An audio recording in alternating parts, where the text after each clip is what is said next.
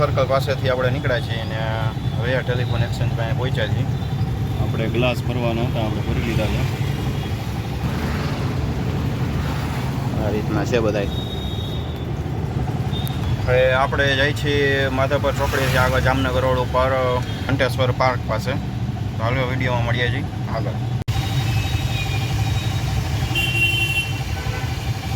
Indira circle signal ઉપર ઊભા છીએ.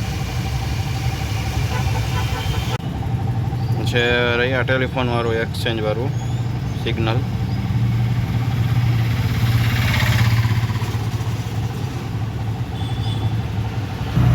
આ ટેલિફોન એક્સચેન્જથી આગળ આવો એટલે જે આ ઓવરબ્રિજ દેખાય પુલ એ આવી ગયો રહ્યા ચોકડી. રહ્યા ચોકડીએ જવાનું હોય તો નીચેથી હાલવાનું, નકર બાકી આગળ જવાનું હોય તો પુલ ઉપર ચડી જવાનું. આપણે જઈએ છીએ આગળ. ત્યાર પછી આવે નાણાવટી ચોક. નાણાવટી ચોક પછી જે પુલ આવે અને હવે રામાપીર ચોકડી વાળો. આપણે જવાનું છે આગળ એટલે આ પુલે ચડી જવાનું આપણે.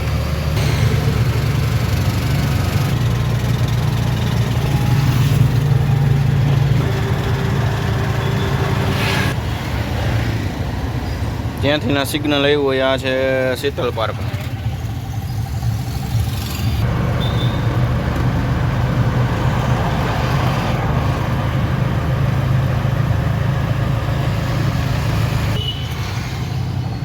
ત્યાર પછી આ ટ્રેન્સના શોરૂમ વાળો જે આવ્યો છે અયોધ્યા ચોક. ઓ ભાઈ જો કૂતરો લઈને જાય છે.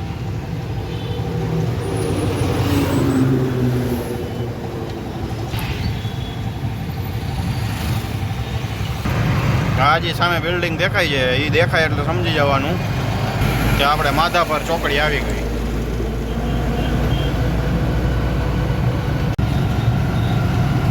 માધાપર ચોકડીએથી આ બાજુ જામનગર રોડ બાજુ પુલ આવે એ પુલ છે.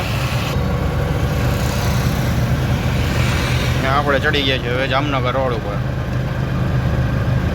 આ સામેની સાઈડ સોસાયટી બિલ્ડિંગ દેખાય છે. સામેની સાઈડ રહ્યું નાગેશ્વર કહેવાય. ત્યાર પછી આવે છે તો ઘંટેશ્વર. હાલો તો આપણે ઘંટેશ્વર પાર્ક પાસે પહોંચવાનું હતું, ત્યાં આપણે પહોંચી ગયા છીએ. આગળ આવશે ઘંટેશ્વર ચોકડી, જે ઓલા નવો રિંગ રોડ ઉપરથી ચોકડી ભેગી થઈને ત્યાં આ રોડ ઉપરથી બાયપાસ રોડ નવો. હાલો તો મળીએ છીએ નેક્સ્ટ વિડીયોમાં. ત્યાં સુધી જય માતાજી, જય દ્વારકાધીશ. આ આવી ગયું ઘંટેશ્વર પાર્ક.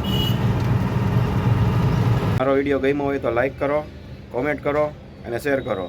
ચેનલ જરૂરથી સબસ્ક્રાઈબ કરજો. તો મળીએ છીએ નેક્સ્ટ વિડીયોમાં. જય માતાજી, જય દ્વારકાધીશ.